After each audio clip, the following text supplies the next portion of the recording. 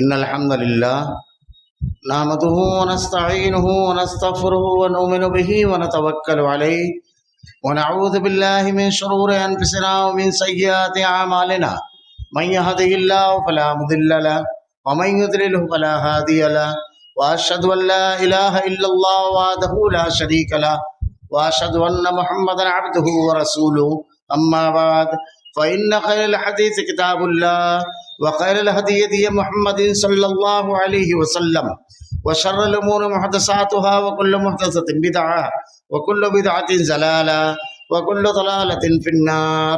أعوذ بالله من الشيطان الرجيم. بسم الله الرحمن الرحيم.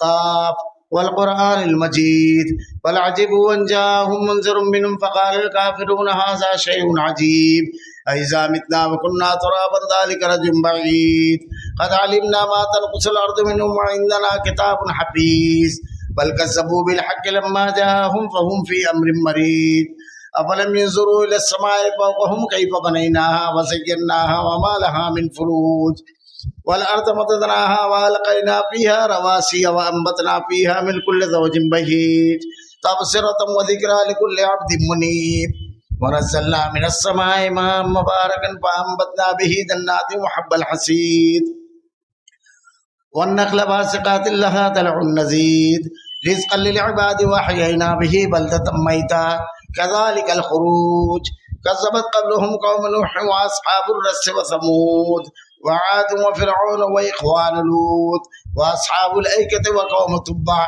كل كذب الرسل بحق وعيد أفعينا بالخلق الأول بل هم في لبس من خلق جديد. قال الله تعالى في القرآن المجيد والفرقان الحميد أعوذ بالله السميع العليم من الشيطان الرجيم بسم الله الرحمن الرحيم. فإن آمنوا بمثل ما آمنتم به فقد اهتدوا وإن تولوا فإنما هم في شقاق فسيكفيكهم الله وهو السميع العليم. وقال ومن يشاقق الرسول من بعد ما تبين له الهدى ويتبع غیر سبیل المؤمنین نولی ما تولى ونصلیہ جہنم وساءت مصیرا. تمام تعریفیں اللہ رب العالمین کے لیے جو تمام جہانوں کا ایک و تنہا خالق و مالک ہے، اور بے شمار درود و سلام اللہ کے آخری نبی حضرت محمد صلی اللہ علیہ وسلم پر. معزز حاضرین، اللہ رب العالمین نے ہماری ہدایت کے لیے جو شریعت نازل فرمائی، اس میں جہاں ہدایت کے ضابطے بہت وضاحت کے ساتھ بیان فرمائے، وہیں ضلالت اور گمراہی سے بچنے کے طریقے بھی بڑے صاف صاف بیان فرمائے. اور اللہ تعالیٰ نے اپنے بندوں پر یہ رحم و کرم کیا کہ اگر کوئی شخص راہ ہدایت صراط مستقیم کا طلبگار ہے تو اس کے لیے بالکل صاف اعلان کیا والذین جاہدوا فینا لنہدینہم سبلنا. جو لوگ ہماری راہ میں کوشش کریں گے ہم انہیں ضرور بر ضرور راستہ دکھائیں گے، رہنمائی کریں گے. اللہ کے راستے میں آدمی ذرا سا کوشش کرے، اللہ رب العالمین راہیں کھول دیتا ہے. کوئی شخص دنیا میں یہ عذر نہیں پیش کر سکتا کہ میرے پاس علم نہیں تھا، ذرائع نہیں تھے. یہ تمام چیزیں اللہ رب العالمین ایسے اسباب پیدا فرماتا ہے کہ سب کچھ آدمی کو حاصل ہو جاتا ہے. کیونکہ سلف نے لکھا ہے جاہدو کی شرط اگر آدمی پوری کرے گا، کوشش کرے گا، تو اللہ اپنا وعدہ جو ہے وہ پورا کرے گا، اور اللہ اپنے وعدے میں بالکل سچا ہے، بالکل سچا ہے. حضرت سلمان فارسی رضی اللہ تعالیٰ عنہ ایک بڑے مشہور صحابی ہیں، بڑی طویل عمر اللہ رب العالمین نے آپ کو دی تھی. حضرت سلمان فارسی رضی اللہ تعالیٰ عنہ کا واقعہ اگر آدمی پڑھے کہ آپ انتہائی دولت مند گھرانے سے تعلق رکھتے تھے، لیکن آپ کے دل میں جب ہدایت کی تڑپ ایک مرتبہ آئی تو آپ نے اس کے لیے ایک طویل سفر کیا، مختلف علماء کی اس وقت کے راہبیوں اور پادریوں کی خدمات میں رہے. اللہ تعالیٰ نے جو اپنا سچا وعدہ کیا ہے، جو لوگ کوشش کریں گے وہ ضرور اللہ رب العالمین کی بتائی ہوئی ہدایت تک پہنچیں گے. حضرت سلمان فارسی رضی اللہ تعالیٰ عنہ کے لمبے واقعے میں آخری جو کڑی ہے کہ آپ آخری آدمی کے پاس جو گئے تھے، اس وقت تو یہ بھی ہوا کہ ایسے بھی پادری کے پاس آپ گئے جو انتہائی دنیا دار تھا، لوگوں کے مال کو مختلف ہیلے اور بہانوں سے حاصل کیا کرتا تھا، لیکن آخری شخص کے پاس جب گئے تو اس نے بتایا موت کے وقت کہ دیکھو اب تم مدینہ کی طرف ہجرت کر جاؤ، کیونکہ آخری نبی کے مبعوث ہونے کی جو علامتیں ہماری کتابوں میں ہم پاتے ہیں وہ تمام کے تمام تقریباً ظاہر ہو چکی ہے، اس کا وقت بالکل قریب ہے، تم وہاں جاؤ۔ اور پھر کچھ نشانیاں اللہ کے نبی صلی اللہ علیہ وسلم کے سلسلے میں بیان فرمائی۔ حضرت سلمان فارسی رضی اللہ تعالیٰ عنہ مدینہ پہنچے، وہ کہتے ہیں میں اللہ کے نبی صلی اللہ علیہ وسلم سے جب ملاقات کے لیے گیا تو پہلی چیز جو اللہ کے نبی صلی اللہ علیہ وسلم کے بارے میں اس پادری نے بتائی تھی کہ وہ صدقہ نہیں لیں گے، تحفہ قبول کریں گے۔ صدقہ اور زکوٰۃ یہ اللہ کے رسول صلی اللہ علیہ وسلم کے لیے نہیں تھی، کیونکہ صدقہ آدمی اپنے سے نچلے کو دیتا ہے اور تحفہ اس کو دیتا ہے جس کو اپنی طرف آدمی متوجہ کرنا چاہے، جس سے بہت زیادہ عزت و تکریم ہوتی ہے اور جس کا احترام کرتا ہے جو اپنے سے بڑا ہو، جس سے محبت ہو۔ تو اللہ کے نبی صلی اللہ علیہ وسلم کے پاس پہلے دن صدقہ لے کر کے گئے، اللہ کے رسول صلی اللہ علیہ وسلم نے ساتھیوں میں تقسیم کر دیا جو مستحقین تھے۔ دوسرے روز جب آپ ہدیہ لے کر کے گئے تو اللہ کے نبی صلی اللہ علیہ وسلم نے اسے قبول کر لیا۔ یہ دونوں علامتیں آپ نے دیکھی۔ پھر تیسرے آپ کا جو مہر نبوت ہے، آپ کی چادر ہٹی اور آپ کی نظر اللہ کے نبی صلی اللہ علیہ وسلم کی گوشت کے اس ابھرے ہوئے حصے پر پڑی جسے مہر نبوت کہا جاتا ہے۔ وہ کہتے ہیں اس کے بعد میں ایمان لے آیا۔ حضرت ابو ذر غفاری رضی اللہ تعالیٰ عنہ کا واقعہ کہ آپ کو خبر لگی، آپ نے اپنے بھائی انیس کو بیچا، پھر خود آئے اور انہوں نے ہدایت قبول کی۔ ایسے بے شمار واقعات ملیں گے۔ آدمی اگر ہدایت کا طلبگار ہے، اگر ہدایت چاہتا ہے، شرط یہ ہے کہ وہ کوشش کرے۔ اللہ کے نبی نے ارشاد فرمایا اللہ رب العالمین کی جانب بندہ ایک قدم بڑھاتا ہے، اللہ تعالیٰ 10 قدم بڑھاتا ہے۔ بندہ اللہ کی طرف چل کر جاتا ہے، اللہ دوڑ کر جاتا ہے، اللہ اپنی رحمت میں ڈھانپ لیتا ہے۔ صحیح مسلم کی روایت ہے کہ اللہ کے نبی نے ارشاد فرمایا کہ آدمی جب صبح سو کر کے اٹھتا ہے تو اس کے سامنے 2 راستے ہوتے ہیں، ایک ضلالت کا، گمراہی کا، گناہ کا، صراط مستقیم سے ہٹا ہوا راستہ، اور ایک ہوتا ہے ہدایت کا، اللہ کے احکامات کی پاسداری اور پابندی کا راستہ، اللہ رب العالمین کی رضا اور خوشنودی کے حصول کا راستہ۔ بندہ جس راستے کی طرف اپنا قدم بڑھاتا ہے اللہ تعالیٰ اس راہ کو کھول دیتا ہے رب العالمین۔ اللہ کے راستے میں اگر آدمی نیکی کے جذبے کے ساتھ جیے، کوئی بھی کام اللہ کی نازل کردہ ہدایت کے مطابق کرنا چاہے تو اللہ رب العالمین آسانی کر دیتا ہے، اور آسانی اتنی آگے تک کے جاتی ہے کہ دنیا جسے مشکل ترین مرحلہ سمجھتی ہے وہ بھی آدمی کے لیے آسان ہو جاتا ہے۔ وہ عقیدے کی سوداگری نہیں کرتا ہے چاہے موت آ جائے، وہ فاقہ کشی کرتا ہے لیکن حرام خوری نہیں کرتا ہے، وہ اپنے آپ پر ہمیشہ ضبط اور اپنے آپ کو ہمیشہ اللہ کے احکامات کا پابند رکھتا ہے، اختیار کے باوجود درگزر کرتا ہے، اللہ کے راستے میں مال سے محبت کے باوجود خرچ کرتا ہے، یعنی اس کی کیفیت اللہ کی مدد جب آ جاتی ہے تو بالکل تبدیل ہو جاتی ہے۔ میں نے خطبہ مسنونہ جو پڑھا، اس کے بعد قرآن کریم کے 2 مقامات سے آیتیں تلاوت کی۔ اس میں اللہ تعالیٰ نے اس طبقے کا تذکرہ فرمایا ہے جو اللہ رب العالمین کا چنا ہوا طبقہ تھا، جن کے بارے میں اللہ تعالیٰ نے قرآن میں واضح طور پر ارشاد فرمایا رضی اللہ عنہ و رضوا عنہ، جن کی صفت اللہ نے بیان فرمائی قرآن میں اشداء علی الکفار رحماء بینہم، جن کا تذکرہ اللہ نے تورات اور انجیل میں کیا، وہ طبقہ جن کے بارے میں اللہ نے واضح طور پر ارشاد فرمایا والذین آمنوا وہاجروا وجاہدوا فی سبیل اللہ والذین آووا ونصروا اولئک هم المؤمنون حقا لہم مغفرۃ ورزق کریم، جنہوں نے ہجرت کی، جنہوں نے نصرت کی، اللہ رب العالمین نے ان کے بارے میں ارشاد فرمایا یہی حق پر ہیں، اور اللہ رب العالمین نے ان کی مغفرت کر دی، نجات دے دی۔ اتنے انعامات کا وعدہ ان لوگوں سے کیا گیا جن کے بارے میں اللہ نے ارشاد فرمایا فَإِنْ آمَنُوا بِمِثْلِ مَا آمَنْتُمْ بِهِ، ایسا ایمان لاؤ جیسا صحابہ کرام ایمان لائے۔ ہدایت ایک بڑی قیمتی چیز ہے. آدمی کو ہمیشہ اللہ سے ہدایت طلب کرنا چاہیے.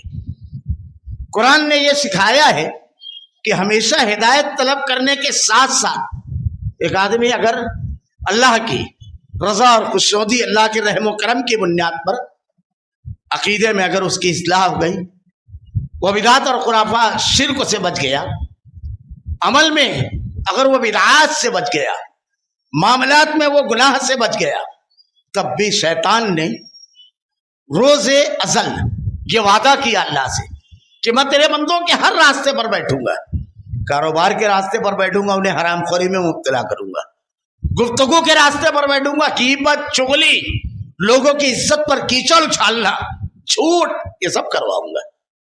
میں ان لوگوں سے ان کی خواہشات کے راستے پر بیٹھوں گا، ان کے معاملات اور تعلقات اور محبت اور نفرت کے راستے پر بیٹھوں گا، ہر راستے پر. اللہ تعالیٰ نے ارشاد فرمایا میں میرے ان بندوں کی جو مجھ سے مدد طلب کریں گے، جو میری رضا اور خوشنودی اور نیکی کریں گے، میں ان کی حفاظت کروں گا تجھ سے. یہ اللہ کا سچا وعدہ ہے. تو شیطان ہر راستے پر بیٹھا ہوا ہے، ہر راستے پر.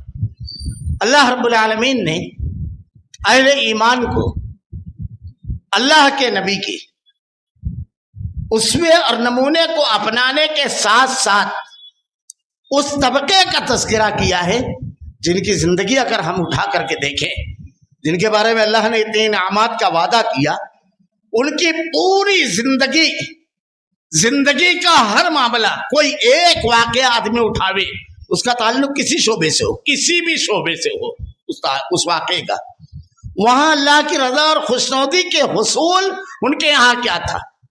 وہ صحابہ کرام جنہیں اللہ تعالیٰ نے معیار ایمان قرار دیا، جن کی بارے میں جنت کی بشارت اپنے نبی کی زبان اقدس سے دی، کیا معاملہ تھا.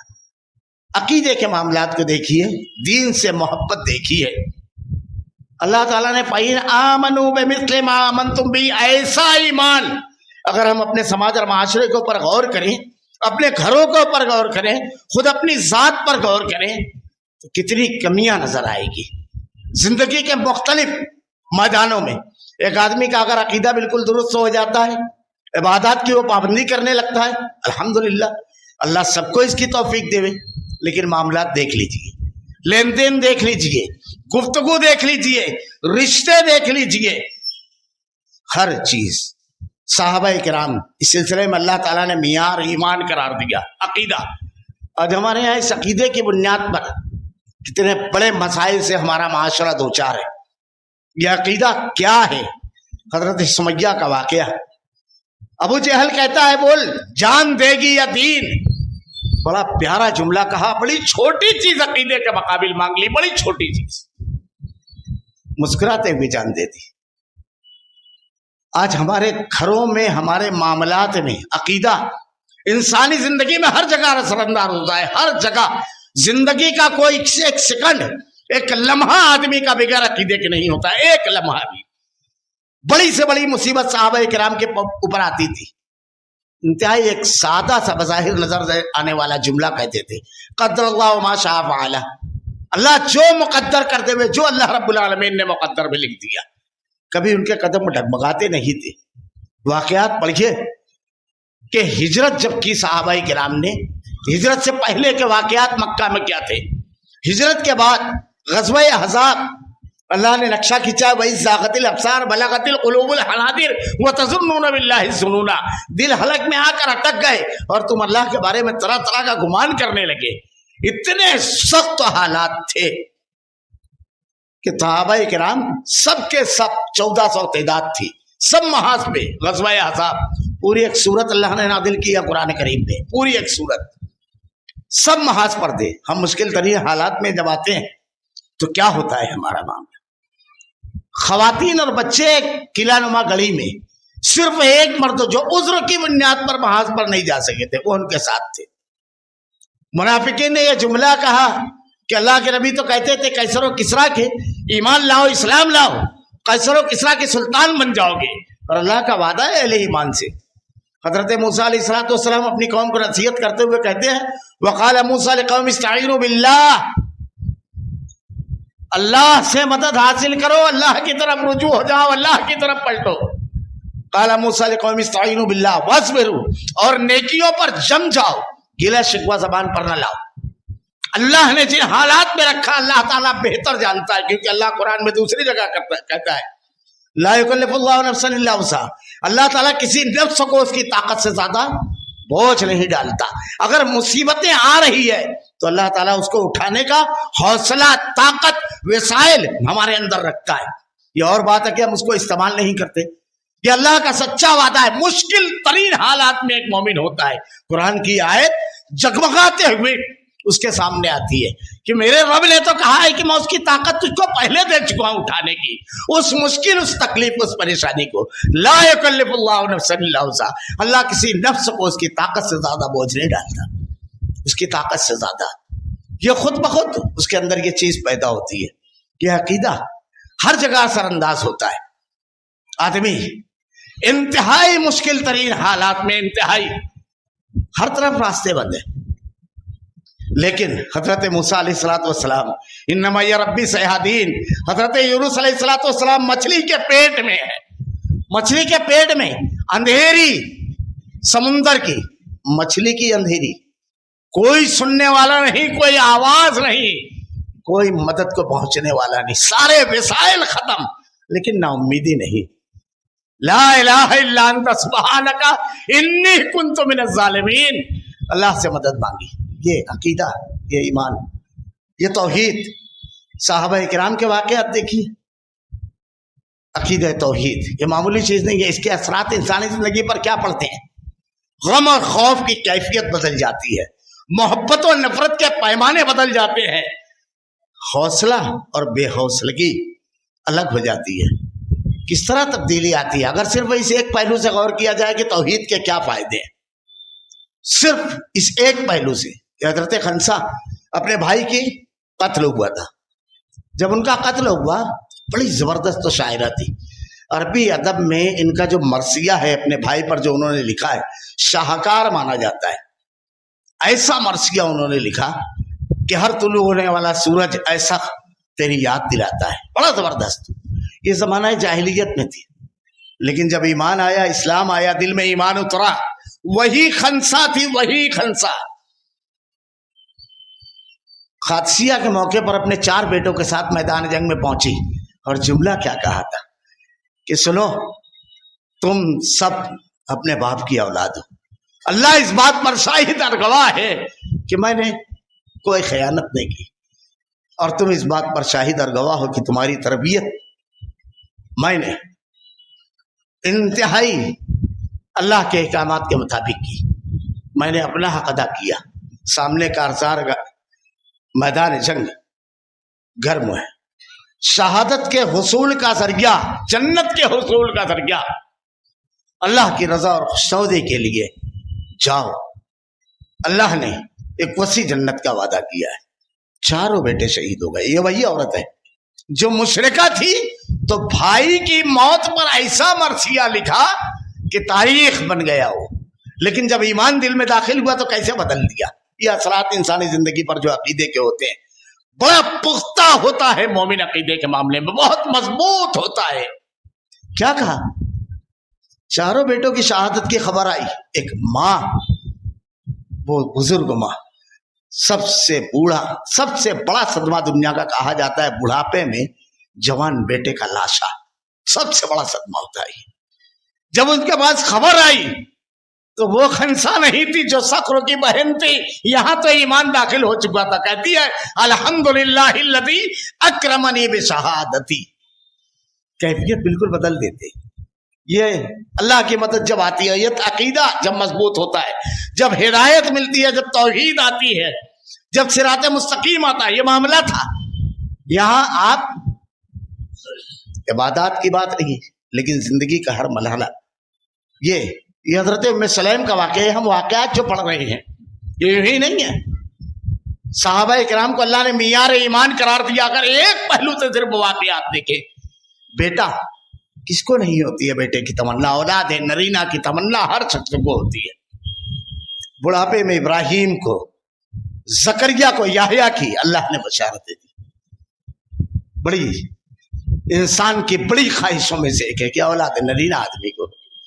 مگر کیا ہوا؟ بیٹا بیمار ہوا، شوہر کام پر گئے، واقعہ لمبا ہے، اختصار کرتا ہوں، وفات ہو گئی.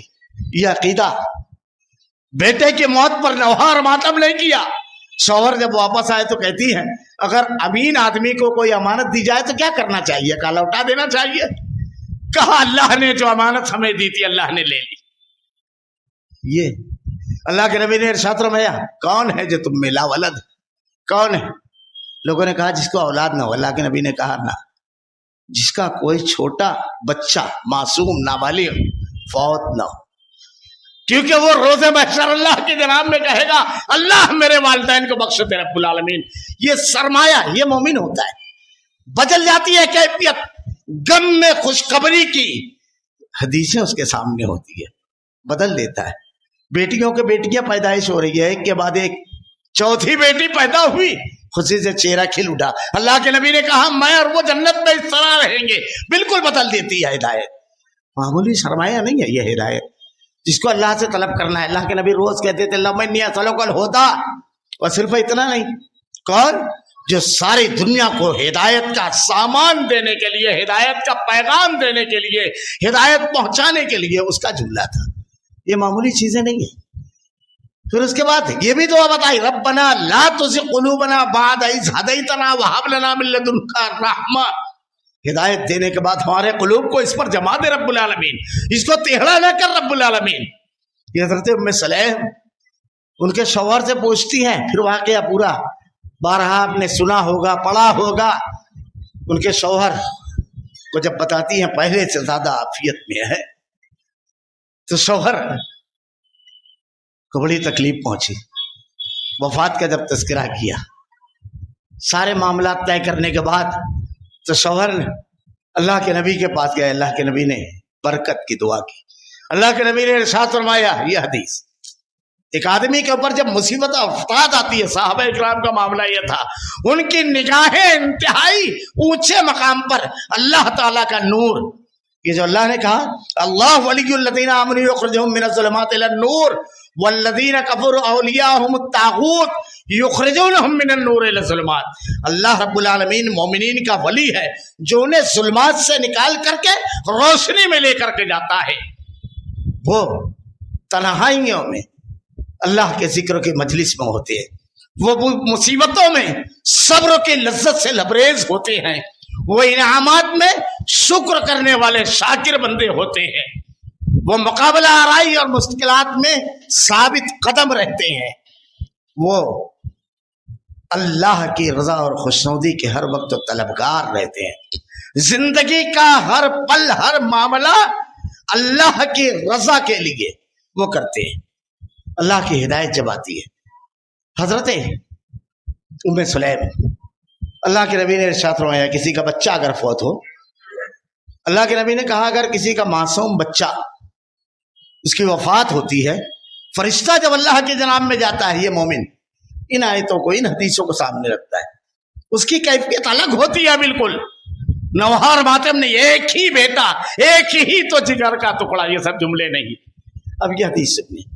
اللہ کے نبی نے ارشاد فرمایا کہ اللہ تعالیٰ فرشتے سے کہتا ہے تو نے میرے بندے کے جگر کا ٹکڑا، میری بندی کے جگر کا ٹکڑا لے کر آیا. کیا کہا میرے بندے نے یا میری بندی نے؟ کہا اللہ. اس نے کہا انا للہ و انا الیہ راجعون. اللہ ہم تیری ہی ملکیت ہے اور تیری ہی طرف لوٹ کر جانے والے ہیں. جب تو مالک ہے تو تجھ کو اس کا حق ہے، جو چاہے ہمارے بارے میں فیصلہ فرما، تجھ کو اختیار ہے رب العالمین، کیونکہ تو مالک ہے اور اس پر راضی ہیں. اللہ تیرے فیصلے پر راضی ہے. یہی ہے الذین اذا اصابتهم مصیبہ، اہل ایمان پر جب کوئی مصیبت پہنچتی ہے قالوا انا للہ و انا الیہ راجعون، تو وہ کہتے ہیں ہم اللہ ہی کی ملکیت اور اللہ ہی کی طرف لوٹ کر جانے والے ہیں. اللہ کے نبی نے ارشاد فرمایا اللہ تعالیٰ کہتا ہے میرے اس بندے اور بندی کے لیے جس نے اپنے جگر کے ٹکڑے کی جدائی پر یہ جملہ کہا، اس کے لیے جنت کے بیچوں بیچ ایک محل تعمیر کرو اور اس کا نام رکھو بیت الحمد. یہ اللہ کا انعام ہے. کیفیت بالکل تبدیل ہو جاتی ہے. چاہے عقیدے کا معاملہ، آج ہمارے یہاں معمولی چیز پر دین اور عقیدے کی قربانی معمولی باتوں پر. کبھی بچہ بیمار ہے تو عقیدے کی قربانی, کبھی شادی بیاہ کے لیے عقیدے کی قربانی, کبھی تعلقات کے لیے عقیدے کی قربانی, کبھی ذاتی مفاد کے لیے. یہ دیکھیے یہ دین ہے, یہ عقیدہ. حضرت سعد ابن ابی وقاص رضی اللہ تعالیٰ عنہ بے انتہا محبت کرتے تھے اپنی والدہ سے. اللہ تعالیٰ نے ان کو بڑی نعمتیں دی ہیں. حضرت سعد ابن ابی وقاص رضی اللہ تعالیٰ عنہ یہ وہ صحابی ہے سب سے پہلے اسلام کے لیے خون اگر کسی نے بہایا تو وہ سعد ہیں. ایک مرتبہ ایک وادی میں صحابہ ہجرت سے پہلے عبادت کر رہے تھے. مشرکین نے آ کر حملہ کیا, مقابلے کے لیے اٹھے اور ایک مشرک کو ایسا مارا کہ لہو لہان ہو گیا خون میں. پہلا خون کسی نے بہایا اسلام کے لیے تو وہ سعد ہے. ان کی ایک فضیلت ایسی ہے کہ زمین کی پیٹ پر کسی کو نہیں حاصل. اللہ کے نبی نے احد کے موقع پر کہا تھا, اور ان کی عظمت سنیے. ان کے ایک بھائی تھے عمرو بن سعد ابن عمرو بن ابی وقاص. انہوں نے اللہ کے نبی صلی اللہ علیہ وسلم کے اوپر حملہ کیا ہے, مشرکین کے لشکر میں سے تھے. سعد ابن ابی وقاص رضی اللہ تعالیٰ عنہ بہت تیزی کے ساتھ اپنے بھائی کی طرف دوڑے. یہ صحابہ تھے.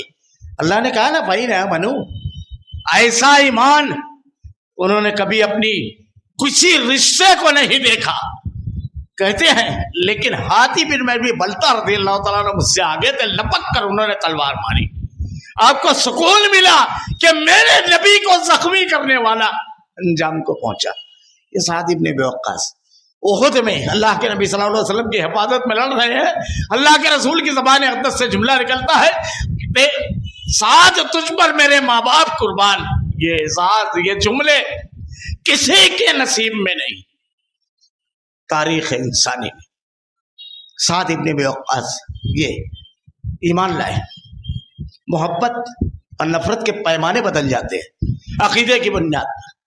یہ ایمان لائے اور اپنی والدہ سے انتہائی محبت کرتے تھے. معمولی سی تکلیف برداشت نہیں. عقیدے میں یہ چیزیں ملے گی. آپ نے راس المنافقین عبداللہ بن ابی کے بارے میں بارہا پڑھا ہوگا, سنا ہوگا. منافقوں کا سردار تھا. یہ بڑی اذیت دی اللہ کے نبی کو اس نے, بڑی. اس کے لڑکے تھے عبداللہ بن عبداللہ, ان کا بھی نام بھی عبداللہ تھا. سورہ منافقون میں اس کی تفصیل ہے. یہ دیکھیے محبت اور نفرت کے پیمانے کیسے بدلتے ہیں. یہ ایک غزوے سے اللہ کے نبی صلی اللہ علیہ وسلم لوٹ رہے تھے, تو راستے میں صحابہ کرام جو تھے ایک جگہ پڑاؤ ڈالنے کا اللہ کے نبی نے حکم دیا. پانی پلانے پر ذرا سا انصار مہاجرین کے ملازموں میں کہا سنی ہو گئی.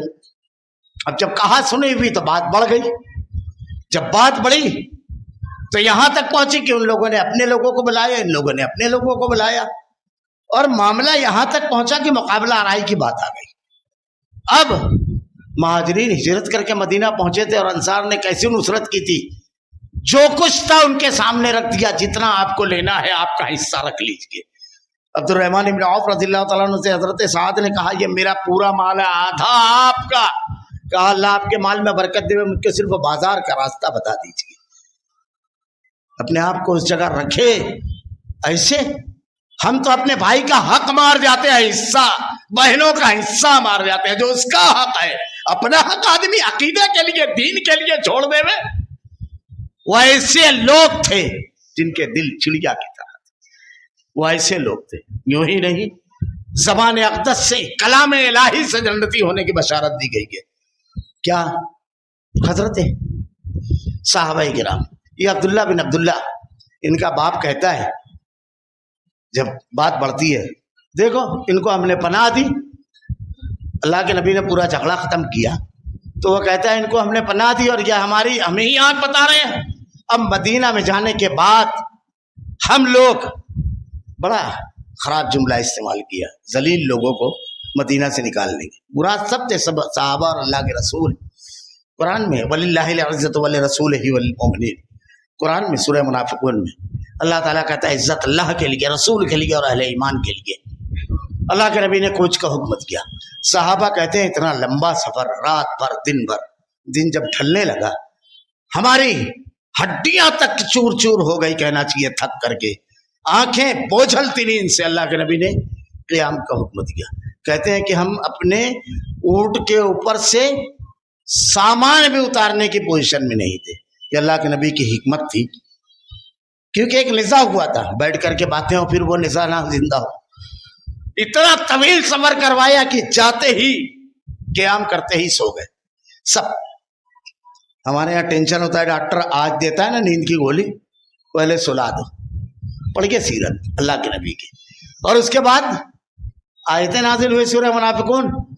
یہ عبداللہ بن عبداللہ اللہ کے نبی سے کہتے ہیں، اللہ کے رسول اگر میرے والد کو قتل کرنا ہے تو مجھ کو کہیے تاکہ کوئی کھڑا نہ ہوئے حمایت میں۔ یہ ایمان تھا۔ اللہ کے نبی نے منع فرمایا، نہیں۔ مدینہ کے دروازے پر کھڑے ہیں آ کر کے، راستے پر عبداللہ بن ابی کا جب سواری آئی تو کہا رک جاؤ، اپنے باپ سے۔ یہ اتنا احترام کرتے تھے اپنے باپ کا کہ نظر اٹھا کر بات نہیں کرتے تھے۔ عبداللہ بن عبداللہ یہ صحابی تھے پکے، اپنے باپ سے کہتے ہیں رک جاؤ، اللہ کی قسم جب تک کائنات کے سب سے عزت دار آدمی محمد الرسول اللہ اجازت نہ دیں گے تم مدینہ میں داخل نہیں ہو سکتے۔ یہ تھی عقیدے اور دین سے محبت، ساری محبتیں اور رشتے قربان کر دیتے تھے۔ معاف کیجئے گا، ہم صرف ذرا دیر کے لیے ہم اپنے آپ کو رکھیں، تقریر اور تحریر سے بڑھ کر کے کردار کی بات ہے، رکھیں۔ خیر، میں سعد ابن ابی وقاص کا وقت ہو چکا ہے، پورا کر کے میں اپنی بات سمیٹ دیتا ہوں۔ سعد ابن ابی وقاص رضی اللہ تعالیٰ عنہ کی والدہ نے کہا اگر عقیدہ نہیں چھوڑے گا، دین نہیں چھوڑے گا تو میں دھوپ میں بیٹھوں گی، بھوکی پیاسی جان دے دوں گی۔